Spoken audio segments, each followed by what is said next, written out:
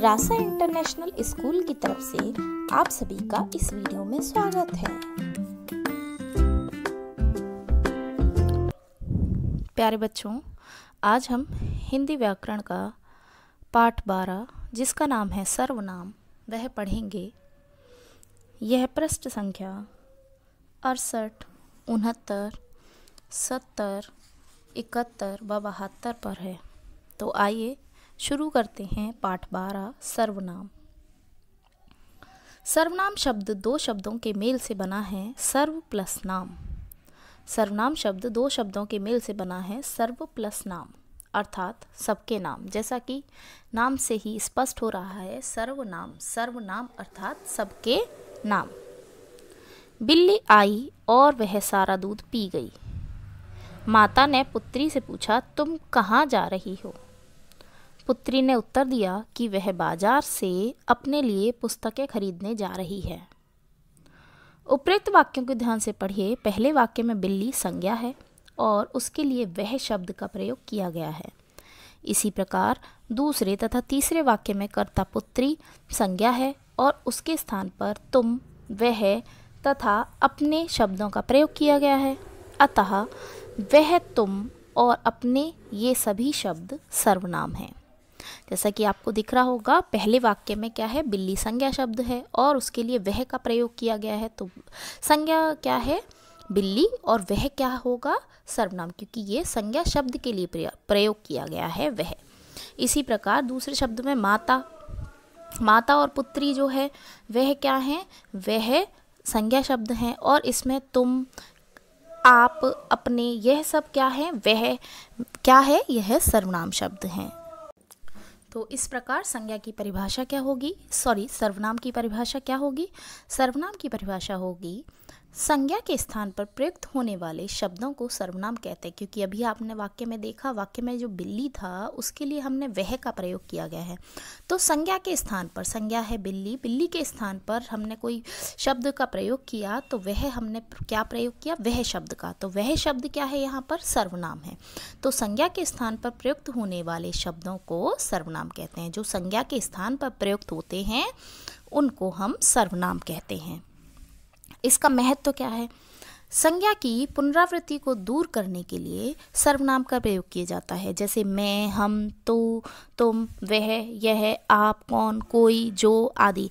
संज्ञा की पुनरुक्ति मतलब संज्ञा के बार बार उसका प्रयोग ना हो, पुनरुक्ति उसका बार बार प्रयोग ना हो, उसको दूर करने के लिए सर्वनाम का प्रयोग किया जाता है।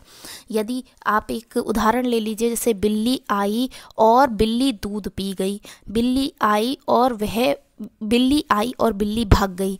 तो बार बार यदि बिल्ली संज्ञा शब्द का प्रयोग हो रहा है तो इसमें हमें वाक्य जो हम बना रहे हैं या वाक्य बोल रहे हैं वह भद्दा लगता है, वह अच्छा नहीं लगता। इसीलिए उसको पुनरुक्ति ना हो संज्ञा शब्द की, उसको दूर करने के लिए सर्वनाम शब्द का प्रयोग किया जाता है। जैसे हम बोल सकते हैं, बिल्ली आई और वह सारा दूध पी गई, बिल्ली आई और वह भाग गई। तो इस प्रकार क्या होगा, इस प्रकार शब्द जो हमारा वाक्य है वो सुंदर लगता है और संज्ञा की जगह हम सर्वनाम का प्रयोग करते हैं तो वाक्य आकर्षक होता है। सर्वनाम के भेद। अब सर्वनाम के भेद देखते हैं हम। सर्वनाम के 6 भेद होते हैं। सर्वनाम के कितने भेद होते हैं? सर्वनाम के 6 भेद होते हैं। पहला है पुरुषवाचक सर्वनाम, दूसरा निश्चयवाचक सर्वनाम, तीसरा अनिश्चयवाचक सर्वनाम, चौथा संबंधवाचक सर्वनाम, पांचवा प्रश्नवाचक सर्वनाम और छठवां निजवाचक सर्वनाम। तो सबसे पहले पढ़ते हैं पुरुषवाचक सर्वनाम। क्या होता है पुरुषवाचक सर्वनाम? जिस सर्वनाम का प्रयोग वक्ता या लेखक स्वयं अपने लिए अथवा श्रोता या पाठक के लिए अथवा किसी अन्य के लिए करता है वह पुरुषवाचक सर्वनाम कहलाता है। जैसे, तुमने मुझे बताया कि वह कल आएगा। क्या होता है पुरुषवाचक सर्वनाम? जब जिस सर्वनाम का प्रयोग, जो सर्वनाम शब्द होता है जो वक्ता या लेखक होता है वह अपने लिए कर रहा है, या कोई सुनने वाला है या पढ़ने वाला है उसके लिए कर रहा है, या फिर कोई अन्य पुरुष है उसके लिए कर रहा है, तो वह पुरुषवाचक सर्वनाम के अंतर्गत आता है। तो इसमें हमने 3 आपको बताए। एक है वक्ता या लेखक जो बोल रहा है या लिख रहा है, और दूसरा श्रोता या पाठक जो सुन रहा है और पढ़ रहा है। ठीक है, और उसके बाद हमने बताया अन्य। तो ये 3 प्रकार के हो गए। इस तरह से कितने हो गए? 3 प्रकार के हो गए। तो उसे पुरुषवाचक सर्वनाम कहते हैं। जैसे तुमने मुझे बताया कि वह कल आएगा। ऊपर लिखे वाक्य में जो तुमने शब्द है वह श्रोता है, क्योंकि जो सुन रहा है, और मुझे यानी वक्ता, मैं बोल रही हूँ या बोल रहा है, जो बोल रहा है वह वक्ता है। तो उसने अपने लिए क्या प्रयोग किया है? मुझे। तो वह अन्य है, वह कल आएगा, तो वह जो है वह अन्य पर्सन है, अन्य व्यक्ति है। तो वह जो है वह अन्य व्यक्ति है। ये इस प्रकार 3 प्रकार के सर्वनाम शब्द आए हैं। इसमें कितने प्रकार के सर्वनाम शब्द आए हैं? 3 प्रकार के। एक सुनने वाला, एक बोलने वाला, और एक अन्य पुरुष। तो इस आधार पर पुरुषवाचक सर्वनाम के 3 भेद होते हैं। कौन कौन से? उत्तम पुरुषवाचक, मध्यम पुरुषवाचक और अन्य पुरुषवाचक। कितने भेद होते हैं सर्वनाम? पुरुषवाचक सर्वनाम के कितने भेद होते हैं? उत्तम पुरुषवाचक, मध्यम पुरुषवाचक और अन्य पुरुषवाचक। ये कुल 3 भेद होते हैं। तो आइए सबसे पहले समझते हैं उत्तम पुरुषवाचक सर्वनाम क्या होता है। उत्तम पुरुषवाचक सर्वनाम यानी फर्स्ट पर्सन। फर्स्ट पर्सन में क्या होता है? फर्स्ट पर्सन जिस सर्वनाम का प्रयोग बोलने वाला अपने लिए करता है उसे उत्तम पुरुषवाचक सर्वनाम कहते हैं। जिस सर्वनाम में किसका प्रयोग होता है? बोलने वाला अपने लिए प्रयोग करता है, वह उत्तम पुरुषवाचक सर्वनाम कहलाता है। जैसे मैं आज मुंबई मेल से दिल्ली जा रहा हूँ, तो ये मैं जो शब्द प्रयोग हुआ है वह बोलने वाले के लिए प्रयोग हुआ है। तो यह क्या है? उत्तम पुरुषवाचक सर्वनाम है। हम सबके साथ सद्व्यवहार करना चाहते हैं, तो यह हम जो है वह क्या है? अपने लिए प्रयोग हुआ है, तो वह फर्स्ट पर्सन है, उत्तम पुरुषवाचक है। हमारा छोटा लड़का चन्नी इमरजेंसी कमीशन के लिए चुना गया है। तो जो हमारा यहाँ पर प्रयोग हुआ है सर्वनाम शब्द, वह क्या है? उत्तम पुरुषवाचक सर्वनाम है। उपरोक्त तीनों वाक्यों में मैं, हम और हमारा शब्द बोलने वाले के लिए प्रयुक्त किए गए हैं, अतः ये क्या है? उत्तम पुरुषवाचक सर्वनाम है। अब पढ़ते हैं हम मध्यम पुरुषवाचक सर्वनाम। मध्यम पुरुषवाचक सर्वनाम क्या होते हैं? जिस सर्वनाम का प्रयोग बोलने वाला सुनने वाले के लिए करता है। जो बोल रहा है वो दूसरे व्यक्ति के लिए, जो सुन रहा है, वहाँ पर सुन रहा है उस व्यक्ति के लिए जब प्रयोग कर रहे हैं तो उसे मध्यम पुरुषवाचक सर्वनाम कहते हैं। जैसे तू कहाँ रहता है या तुम कहाँ रहते हो, तो ये क्या है? सुन रहा है जो व्यक्ति, उसके लिए प्रयोग हो रहा है, तो वह मध्यम पुरुषवाचक सर्वनाम है।